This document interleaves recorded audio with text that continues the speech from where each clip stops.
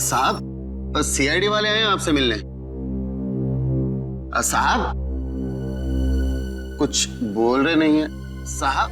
जरा जी। मिस्टर विलास, विलास,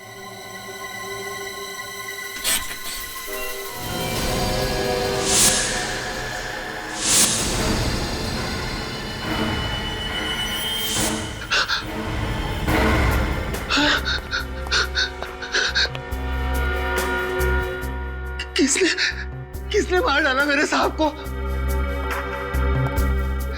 तुम तो यहीं पे थे ना? हाँ? जी, मैं यहीं पे था। मैं बाहर बैठा हुआ था, मुझे पता नहीं साहब को किसने मार दिया।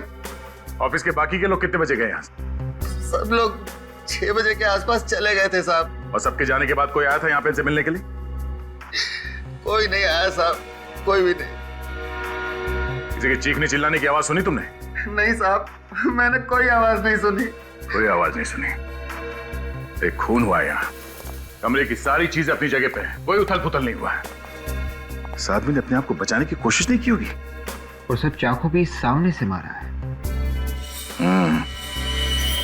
उसका मतलब है विवेक, खूनी विलास के कोई जान पहचान का ही था, जिस पे विलास को कोई शक नहीं था।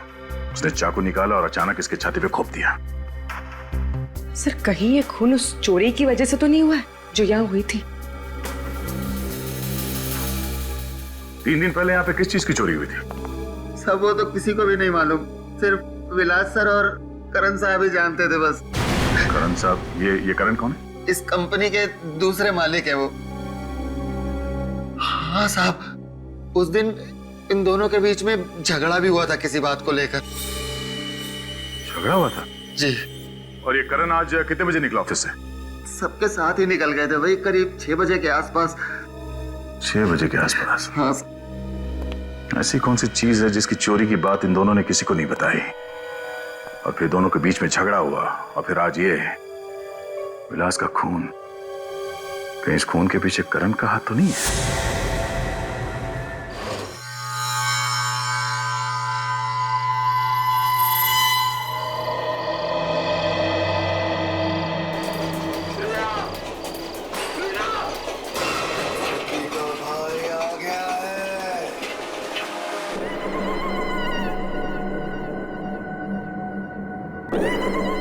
साल पहले खजान मेल नाम की ट्रेन का एक्सीडेंट हुआ था। मेरे डैडी को भी क्या हुआ कुणाल? तबीयत तो ठीक है ना आपकी? तुम हमेशा आप शकुनों वाली बातें क्यों करती हो मुझसे? तबीयत पूछने में कैसे आप शगुन कुणाल? आप यूं नाक चढ़ा के शू शू कर रहे हैं तो क्या पूछना फर्ज नहीं बनता मेरा? एक मिनट, मुझे कुछ जलने की बदबू आ रही है। हे भगवान! क्या हुआ? My God! ये कैसे? एक काम तुमसे ठीक से नहीं होता है। टेबल साफ करने के चक्कर में ध्यान ही नहीं रहा। ध्यान रहता कहाँ है आजकल तुम्हारा? कुणाल, आप ऐसे क्यों बोल रहे हैं? आज से पहले कभी ऐसा हुआ है क्या? आज पहली बार ही हुआ है ये। पता है दूध का इस तरह से उबल के गिर जाना मतलब कितनी बड़ी मुसीबत को तुमने दावत दी है। जरूर कुछ अनहोनी होने वाली है। हे भगवान! कुणाल, ये सब अंधविश्वास है, कोई अनहोनी नहीं होगी। तुम चुप रहो, जबान मत लड़ाओ मुझसे। तुम्हें पता है करतपुर वाली आंटी के वहां भी ऐसा ही हुआ था। सुबह सुबह चाय रखी थी, दूध उबल के गिर गया उस दिन। उसी दिन शाम को उसके बेटे की एक्सीडेंट में मौत हो गई। कुणाल, वो एक्सीडेंट गाड़ी वाले की गलती से हुआ था। गाड़ी वाले ने सामने से टक्कर मारी थी उसे। बस बस बस बस बस, ये सब कुछ नहीं सुनना चाहता हूँ। हे भगवान, अब तो मैं ऊपर वाला ही बचा सकता है। पता नहीं क्या अनहोनी होने वाली है। हे भगवान! एक दूध उबलने से इतना बड़ा बवाल।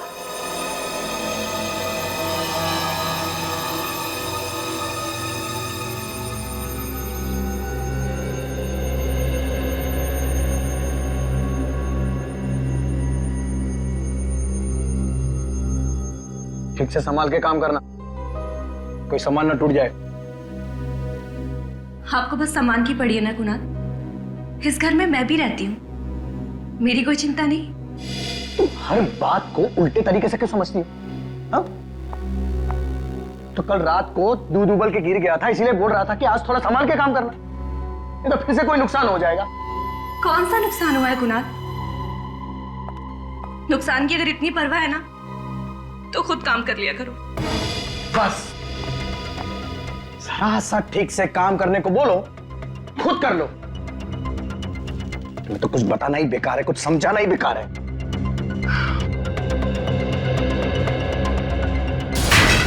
क्या हुआ? Oh my God! ये क्या कर दिया तुमने? ये बोल रहा था मैं तुम्हें, बोल रहा था कि संभाल के काम करो। मैंने कुछ नहीं किया कुणाल, मैंने बस हाथ लगाया और ये गिर गया। क्या हो रहा है ये सब? दो अनहोनी हो गई है इस घर में। अब तबाही इस घर में आकर ही रहेगी। अनहोनी को अब कोई नहीं रोक सकता।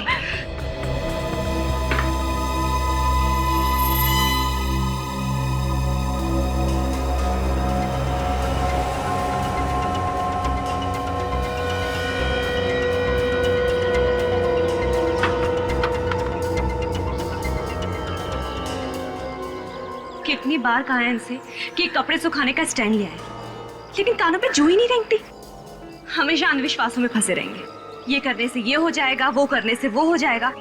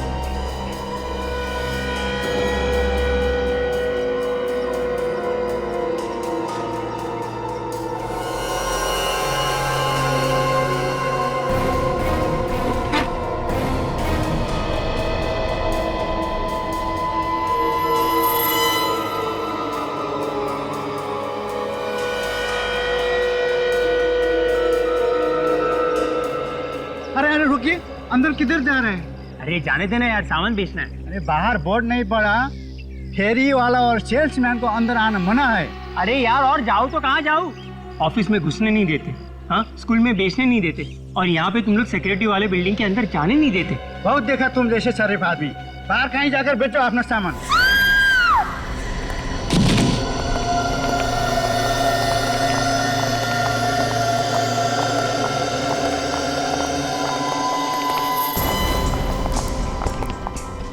हटिए। अरे किसके पास फोन है? किसके पास? जल्दी एम्बुलेंस को फोन लगाइए, हॉस्पिटल लेके जाना पड़ेगा ना। पता नहीं साहब कैसे गिरी। कोई फायदा नहीं है एम्बुलेंस बुलाने का, ये तो मर चुकी है। किसी ने इसके हस्बैंड को बुलाया है क्या? सुना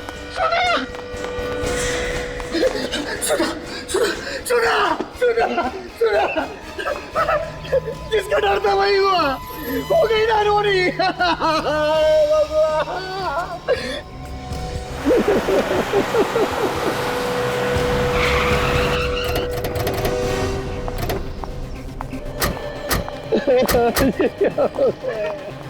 अरे मेरी बैग की लात।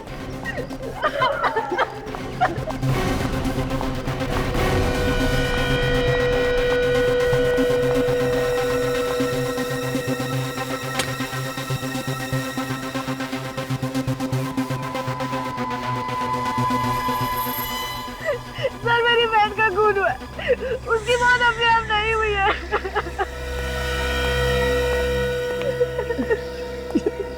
तुम क्या कह रही हो रिया? अचानक ऊपर से नीचे गिरी है वो, तो कैसे कह सकती हो कि एक्सीडेंट नहीं है? ये तो सीआईडी को ही पता लगाने दो कि वो गिरी है या गिरी गई है। सर ये नादान है सर। बहन की मौत के गम में कुछ भी बोली जा रही है सर। हाँ समझ सकते हैं, बहन की मौत का धक्का लगा है। तुम्हें धक्का नहीं लगा? सर मैं तो लूट गया सर, इसके बगैर मैं कैसे जिंदा रहूंगा सर? वैसे सुधा ऊपर से गिरी कैसे? सर बालकनी में कपड़े सुखा रही थी। बालकनी में कपड़े सुखा रही थी?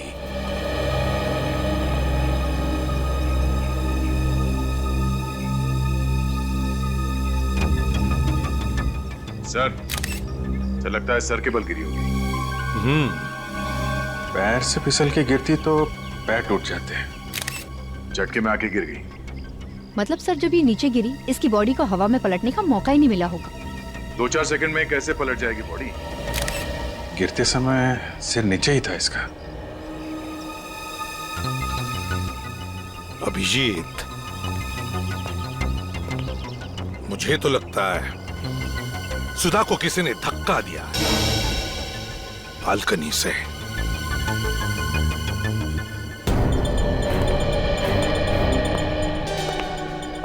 एक बात बताओ, जब सुधा नीचे गिरी तब तुम कहां थे? सर मैं घर में ही था सर। सर मेरी बहन तो रोज कपड़े फैलाती है, आज कैसे गिर गई? नहीं समझ रही हो रिया, ये एक अनहोनी है, अनहोनी। मैंने बताया था सुधा को अनहोनी के बारे में। कैसी अनहोनी? सर जिस घर में दूध उबल जाए, शीशा टूट जाए, वो घर अपशकुन होता है।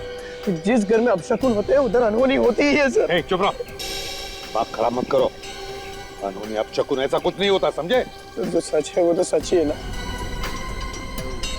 शायद आप लोगों को मालूम नहीं है सर, एक बहुत बड़ी अनहोनी है सर। अपशकुन का नाम लेके तुम लोग बीवियों को ऊपर पहुंचाते रहोगे और हम लोग खड़े तमाशा देखते रहेंगे, हैं? सर हद है। ये लड़की अकेली नहीं गिरी है, साथ में कुछ लेकर गिरी है।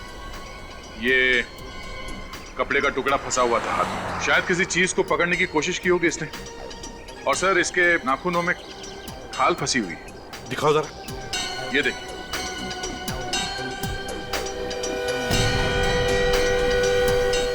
इसका मतलब है ऊपर वहां पर कोई तो था जरूर, कोई तो जरूर था वहां पे। तो फिर उसे खरोंच भी आई होगी।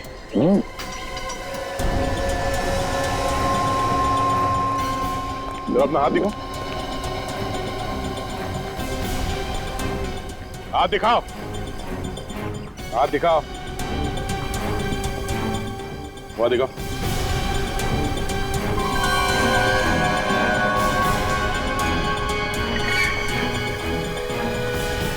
क्या ये? कल शाम को चोट लग गई थी सर। अच्छा,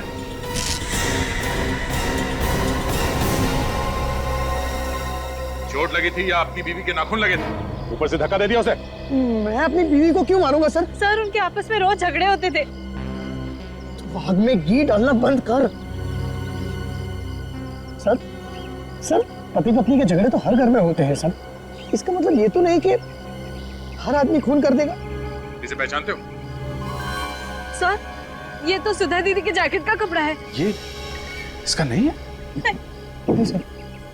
तुम्हारा नहीं है? अगर ये सुधा दीदी के जैकेट का टुकड़ा है कपड़े का, तो फिर वो उसी के हाथ में कहां से आया? कैसे आया सुधा के हाथ में? क्यों? सर मुझे नहीं पता है सर। हाँ विक, सर वो जैकेट इन कपड़ों में नहीं है। ओह, जैकेट कपड़ों में नहीं है सर, शायद ऊपर कहीं फंस गई हो। अगर ऊपर फंस गई है तो चलो ऊपर चल के इनका घर भी देखते हैं और वो बालकनी जहां से बेचारी सुधा नीचे गिर गई।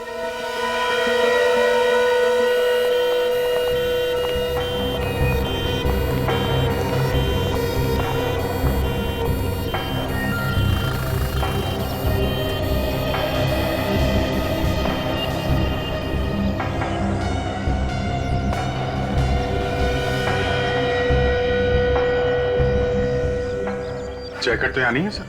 सिर्फ कुणाल ने छुपाया होगा। देखते हैं।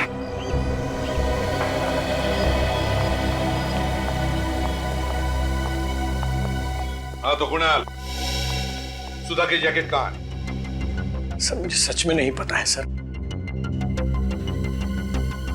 पता नहीं है? ढूंढो जरा घर में अच्छी तरह से, देखो कहां पर है जैकेट।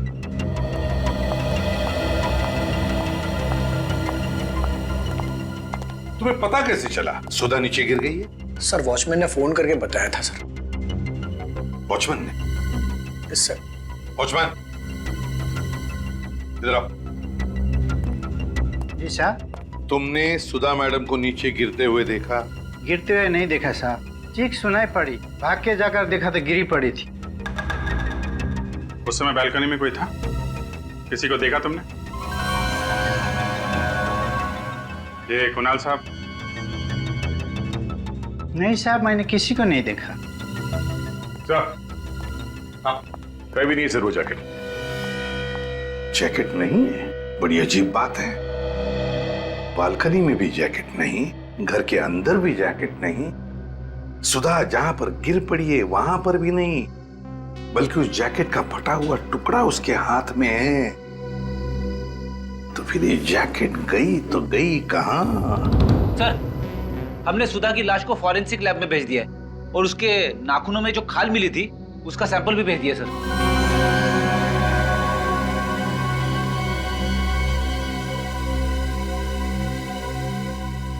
कुणाल जी, फॉरेंसिक की रिपोर्ट आने के बाद तो तुम्हारी मुश्किलें और भी बढ़ेंगी।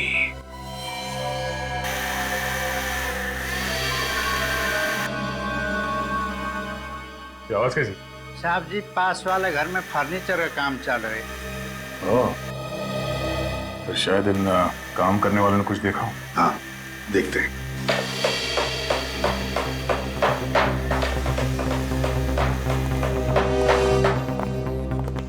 क्या हुआ साहब? आसपास तुम्हारे इतना कुछ हुआ है, तुम्हें पता है भी या नहीं? साहब, शाम तक काम खत्म करके देना है, तो बाहर क्या हो रहा है बिल्कुल ध्यान नहीं। बाजू के घर में जो औरत रहती थी उसका किसी ने खून कर दिया है। कैसे हो गया खून साहब? बालकनी से धक्का दिया है किसी ने उसे। तुम लोगों ने देखा किसी को धक्का मारते? नहीं साहब, हम लोग तो अंदर ही काम कर रहे थे, बाहर क्या हो रहा है पता ही नहीं। तुम में से किसी ने कुछ देखा? नहीं सर, हमने नहीं देखा। क्या तुम्हारे अलावा और भी कोई था तुम्हारे साथ काम करने वाला? सर, आज तो हम ही लोग काम कर रहे हैं, वैसे एक लड़का और था, हमने उसे भगा दिया। भगा दिया? क्यों? फालतू था सर, किसी भी काम का नहीं था वो। हाँ, कौन वो? सर वो भोलू का भाई था सर। भोलू कौन है? साहब, वो हमारे साथ ही काम करता है। आज उसकी तबीयत खराब थी तो उसने अपने भाई को भेज दिया। सर, कोई भी काम ठीक से नहीं करता था वो, बोलते कुछ और थे और करता कुछ और था। मतलब? अरे साहब, इस दीवार पे छेद करने को बोला था उसको और इस दीवार पे छेद कर दिया उसने। जी सर। हाँ।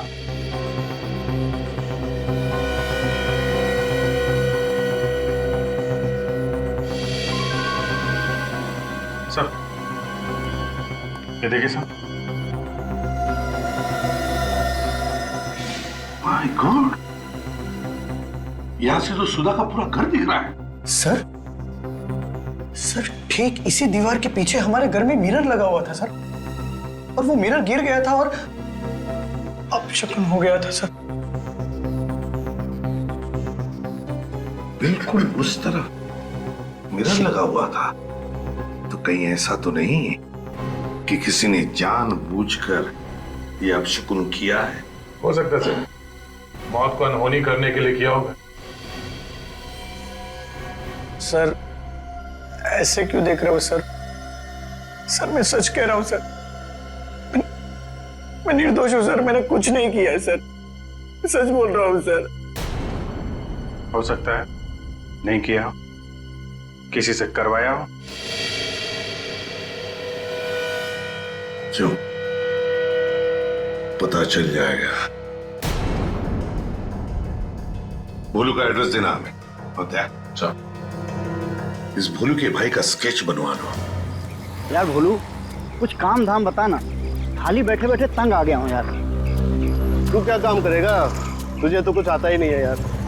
यार भोलू, वो जो तू लकड़ी का काम करता है उसी में मुझे अपने साथ रख ले। नहीं भैया नहीं, वो काम तुझसे नहीं होगा। लकड़ी के काम में बहुत बारीकी से काम करना पड़ता है। अगर मैं अभी भी सीखना चाहूँ तो सीख सकता हूँ ना। देखो भाई, वैसे तो सीखने की कोई उम्र होती नहीं है।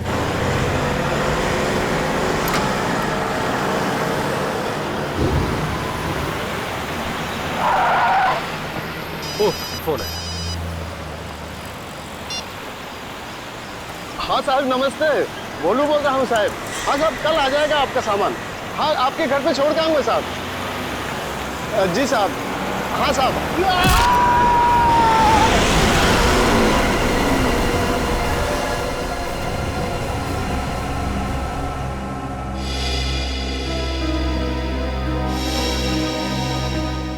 डॉक्टर साहब कुछ बताया इन लोगों ने कि ये एक्सीडेंट हुआ कैसे?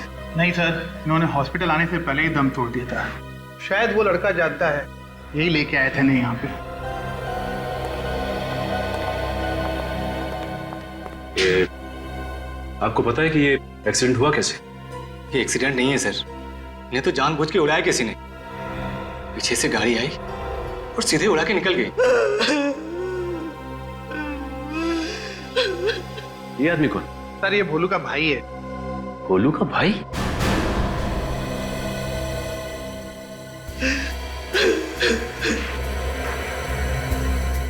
सर स्केच में तो कोई और ही है। अगर तुम भोलू के भाई हो तो फिर ये कौन है? मैं उसे नहीं जानता। नहीं जान? लेकिन ये आदमी तो भोलू का भाई बन के काम पे गया था जहाँ भोलू काम करता है। मगर आज तो काम बंद था भोलू भैया का। क्या? कौन बोला काम बंद था? आज सुबह फोन आया था भैया को, बोला आज काम बंद है। मतलब भोलू की तबीयत कुछ खराब नहीं थी, उसे काम पे आने से किसी ने मना किया था। सर ये सब खूनी की प्लानिंग होगी, उसी ने भोलू को मना किया होगा। अच्छा इस भोलू का मोबाइल कहाँ है? हॉस्पिटल के ऑफिस में जमा है। काजल एक काम कर, पता करो कि भोलू को किसने फोन किया और कहां से।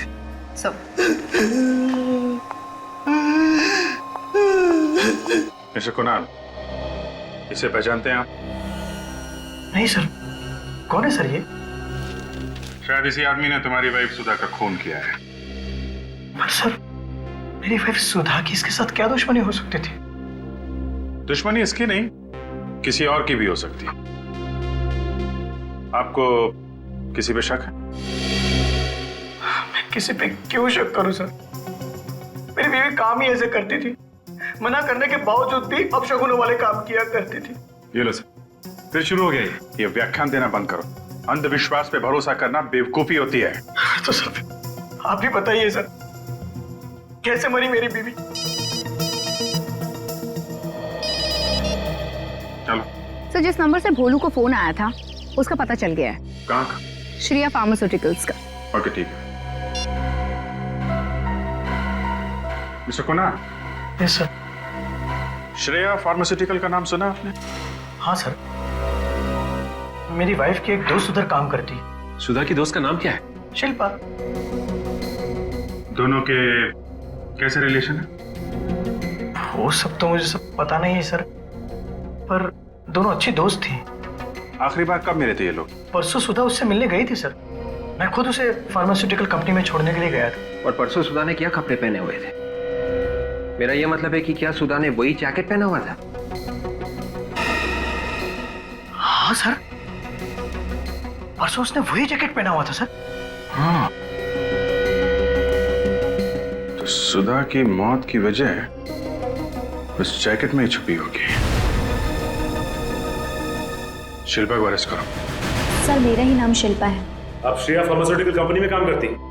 जी हाँ करती हूँ। सुधा परसों आपके साथ थी? थी, मगर बात क्या है? शिल्पा जी आपकी दोस्त सुधा का खून हो गया है। खून?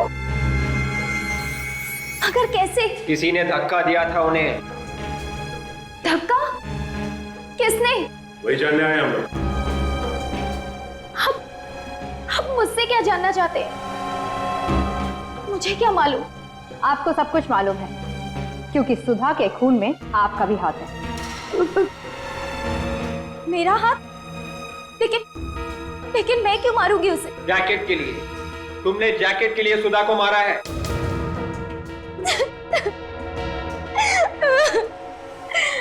आप लोग क्या बोल रहे हैं? मुझे कुछ भी समझ में नहीं आ रहा। कौन सी जैकेट, कैसी जैकेट? शिल्पा जी हम उसी जैकेट की बात कर रहे हैं जिसे पहन के सुधा 2 दिन पहले आपसे मिलने आई थी, याद कीजिए।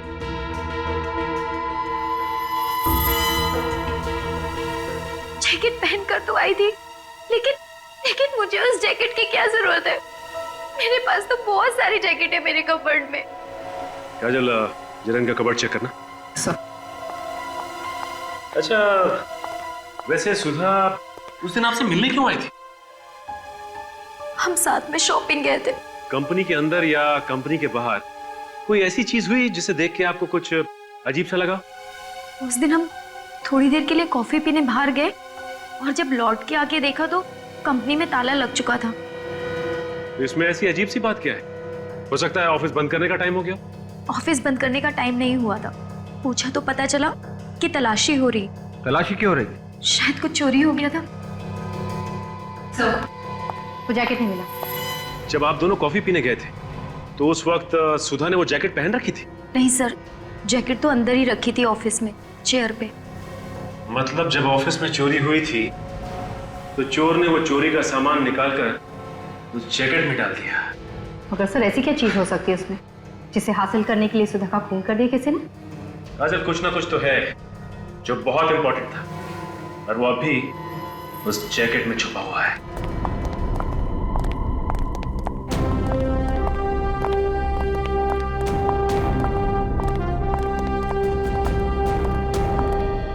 सर ये है साहब का कमरा। आप लोग जरा 2 मिनट यही रुकिए, मैं साहब से पूछ लेता हूँ। पूछ लो, उनको बोलो कि कुछ सीआईडी वाले हाल चाल पूछने उनका। जी सर। साहब सीआईडी वाले आए हैं आपसे मिलने। साहब कुछ बोल रहे नहीं है साहब। जरा हटो। जी। मिस्टर विलास, विलास,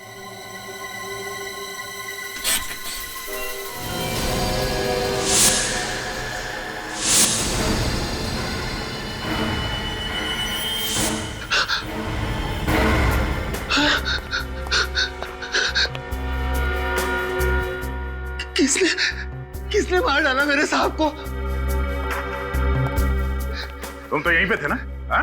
जी मैं यहीं पे था, मैं बाहर बैठा हुआ था, मुझे पता नहीं साहब को किसने मार दिया। ऑफिस के बाकी के लोग कितने बजे गए यहाँ? सब लोग 6 बजे के आसपास चले गए थे साहब। और सबके जाने के बाद कोई आया था यहाँ पे इनसे मिलने के लिए? कोई नहीं आया साहब, कोई भी नहीं। किसी के चीखने चिल्लाने की आवाज सुनी तुमने? नहीं साहब, मैंने कोई आवाज नहीं सुनी। कोई आवाज नहीं सुनी।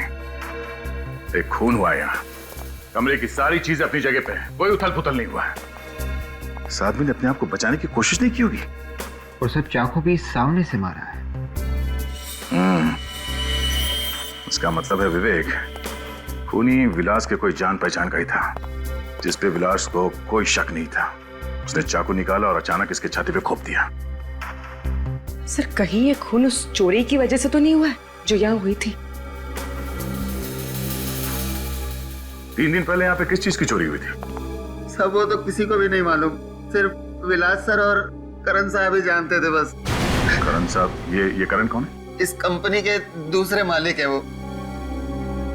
हाँ साहब, उस दिन इन दोनों के बीच में झगड़ा भी हुआ था किसी बात को लेकर। झगड़ा हुआ था? जी। और ये करण आज कितने बजे निकला ऑफिस से? सबके साथ ही निकल गए थे, वही करीब 6 बजे के आसपास। 6 बजे के आसपास? हाँ। ऐसी कौन सी चीज है जिसकी चोरी की बात इन दोनों ने किसी को नहीं बताई, और फिर दोनों के बीच में झगड़ा हुआ, और फिर आज ये विलास का खून।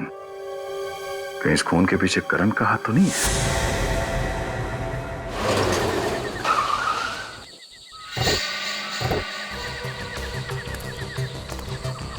लगता है घर में कोई नहीं है, चारों तरफ अंधेरा है। फिर वहां पे कोई है?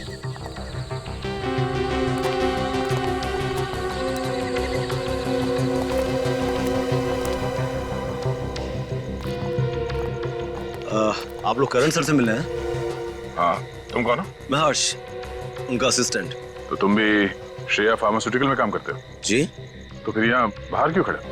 मुझे करण सर का फोन आया था, उन्हें मुझसे मिलना है।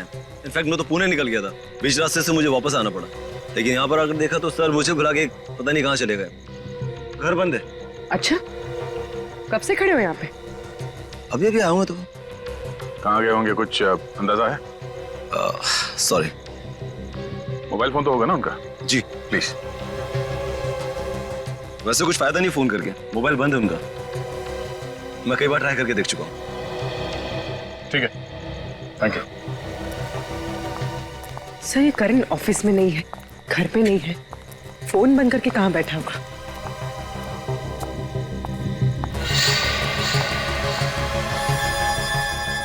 अगर ये पुणे से 60-70 किलोमीटर गाड़ी चला के लाया है तो गाड़ी गर्म होनी चाहिए थी, मगर कार का बॉनेट तो ठंडा है। झूठ बोल रही है, मामला कुछ और ही है। सर, इस करण का फोन बंद आ रहा है। ठीक है, कोई बात नहीं, फिर कभी आके मिल लेंगे। चलो बैठो।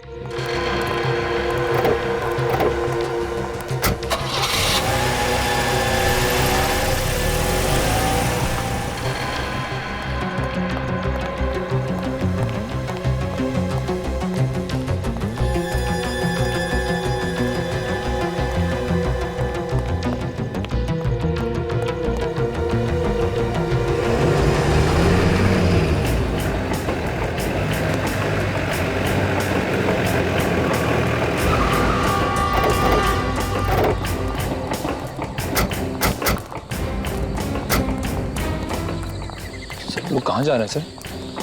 फिर तुम्हें मेरी तरह बनना है तो हालात और मौका देके मुंह खुला करो।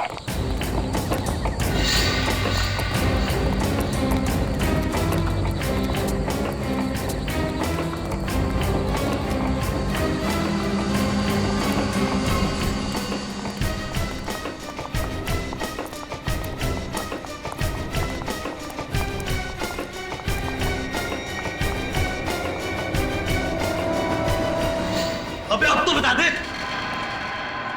तुझे जिंदा जाना है कि नहीं जाना यहाँ से? पूरा घर खंगाल लिया मैंने, लेकिन तेरा वो फॉर्मूला मिलता ही नहीं। सुन, मैं और इंतजार नहीं कर सकता। वो फॉर्मूला दिखने भी नहीं वाला तुम लोगों को, चाहे तुम लोग कुछ भी कर लो। सुनत, रस्सी जल गई मगर बल नहीं गया अभी तक। इसने मरने की सोच ही ली है, तुम मार ही देते हैं ना इसे।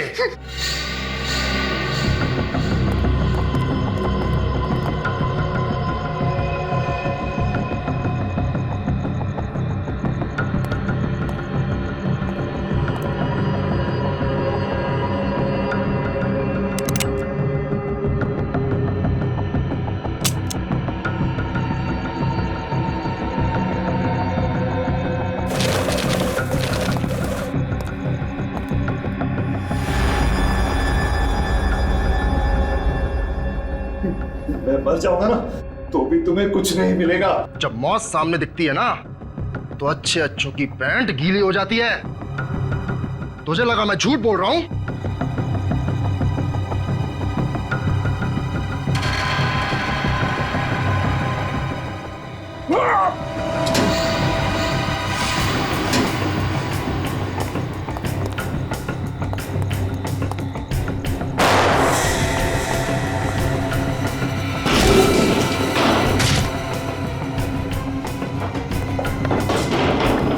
सीआईडी।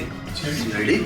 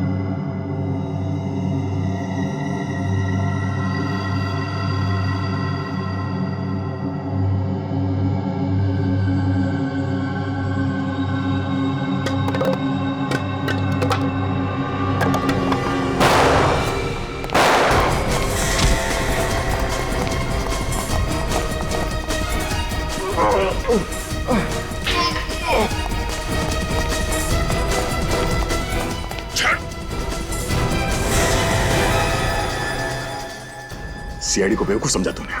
सर इन लोगों को छोड़ना मत। सर ये लोग लाखों लोगों की जान लेना चाहते हैं।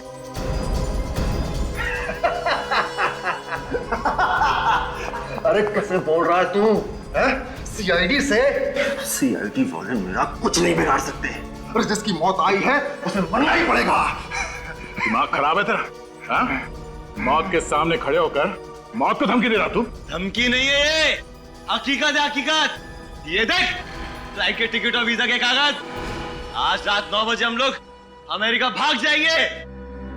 ये फ्लाइट के टिकट और वीजा ये अमेरिका का नहीं है, बड़ी हवेली का है। सोच लो, अगर हम लोग ठीक 9 बजे फ्लाइट में नहीं बैठे और हमने फोन नहीं करा, तुम्हारा एक आदमी वो जहर उस पानी की पाइपलाइन में मिला देगा।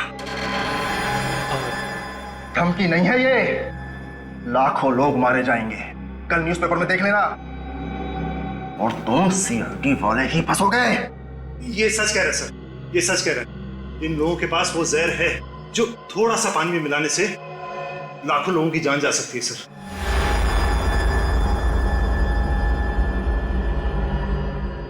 मगर सर ऐसा कोई जहर बना ही नहीं है। ये गलती मुझसे ही हो गई थी, मैंने ही वो जहर बनाया सर। मगर तुमने वो जहर बनाया क्यों? सर बनाना तो नहीं चाहता था मगर बन गया। लेकिन उसके बाद मैंने वो जहर डिस्ट्रॉय करने की बहुत कोशिश की, लेकिन विलास ने मुझे रोक दिया। विलास ने क्यों रोका आपको? सर क्योंकि विलास चाहता था कि हम उस जहर पर और रिसर्च करें। वो चाहता था कि उसे और मात्रा में बनाकर हम मार्केट में उतारें, लेकिन मैंने ऐसा करने से मना कर दिया सर। तो फिर वो जहर इनके पास पहुंचा कैसे? सर ये लोगों ने वो जहर हमारे लैब से चुराया। ये राम कहानी बंद करो और हमें एयरपोर्ट छोड़ने का इंतजाम करो। 7:15 बज चुके हैं। अब लोगों को बचाने के लिए तुम्हारे पास सिर्फ 45 मिनट ही बाकी हैं। तू यहाँ क्या खड़ा है? जा फॉर्मूला लेकर आ।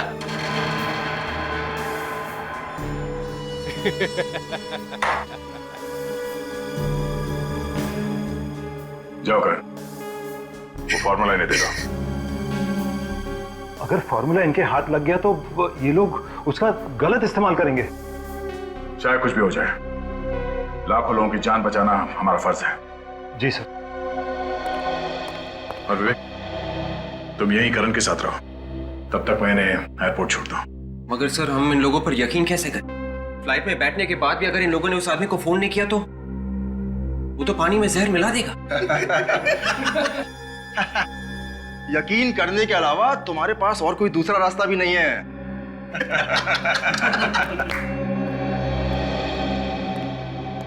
सर वो फॉर्मूला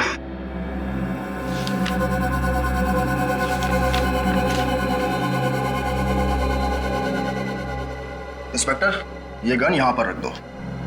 अब इसकी ना तुम्हें जरूरत है ना हमें।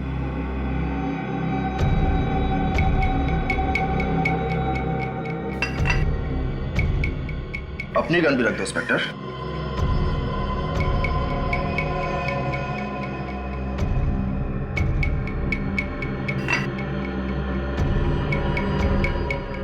चले।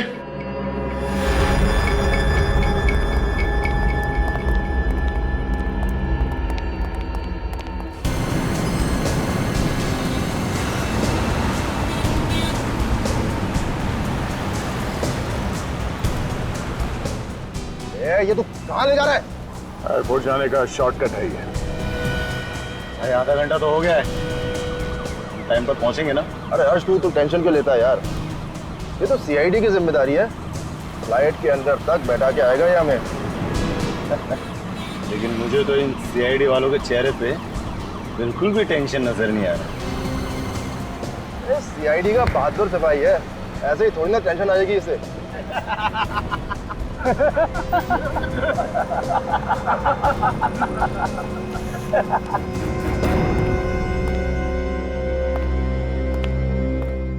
करण जी, आपने उस आदमी को देखा है जो पानी में जहर मिलाने वाला है? नहीं सर। फिर आपने ऐसा क्यों कहा कि ऐसा एक आदमी है? क्योंकि उपेंद्र ने फोन पे एक आदमी को कहा था तैयार रहना। कितने बजे? यही कोई 6:45 बजे। कितनी देर बात की थी? लगभग 15 सेकंड।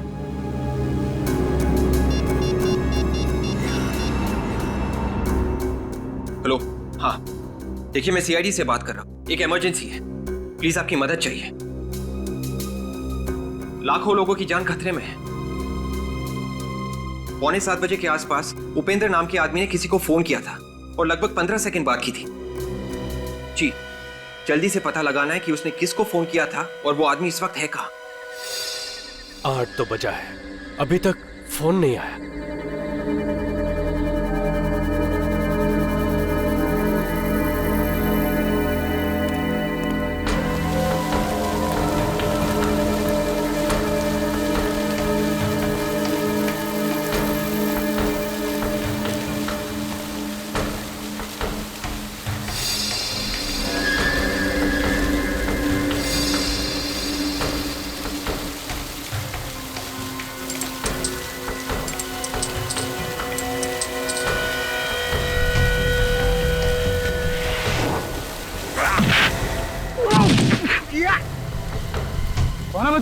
फरिश्ते। अरे फरिश्ते तो लोगों को ऊपर लेकर जाते हैं, तू तो आज खुद मौत के मुंह में फंस गया है।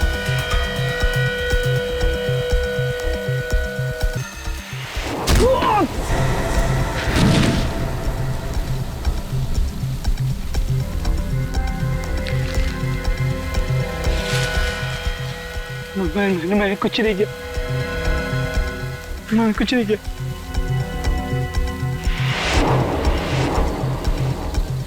जहर मिलाएगा? हाँ? चल।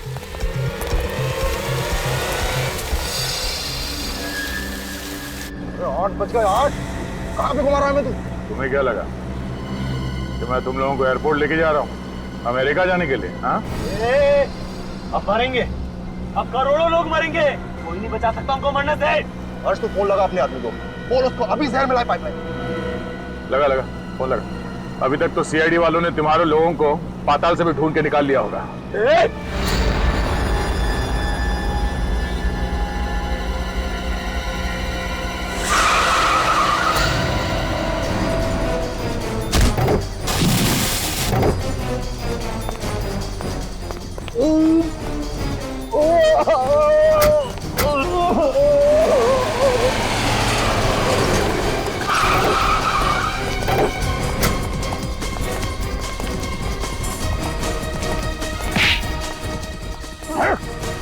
लाखों लोगों को मारेगा तू, लाखों लोगों की जान लेगा तू।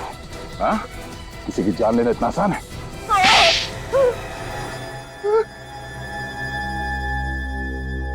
हाँ, मैं हूं सर, मैंने ही धक्का दिया था सुधा को। क्यों धक्का क्यों दिया सुधा को? सर उसकी जैकेट में तो जहर वाली बोतल छुपी थी सर, वो मुझे नहीं मिल रही थी इसलिए। वो जहर वाली बोतल सुधा की जैकेट में किसने छुपाई थी? हर्ष ने छुपाई थी सर। सर जैसे मैंने वहां से बोतल चुराई वहां बवाल बच गया सर। अरे अब तो बता दो किसने किया ये? आज तक तो इस कंपनी में कभी चोरी नहीं हुई, अब ये भी शुरू हो गया यहाँ पे। अभी बता देगा तो बच जाएगा, नहीं तो नौकरी जाएगी उसकी। You please start the checking. सभी की तलाशी ली जाने लगी सर।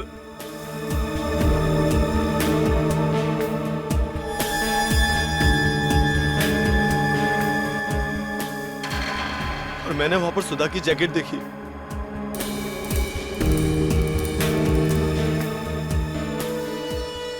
और मैंने वो बोतल सुधा की जैकेट में छुपा दी। और सब कुछ चेक होने के बाद मैंने वो बोतल निकालने की बहुत कोशिश की, पर मुझे मौका ही नहीं मिला और सुधा वहां से चली गई।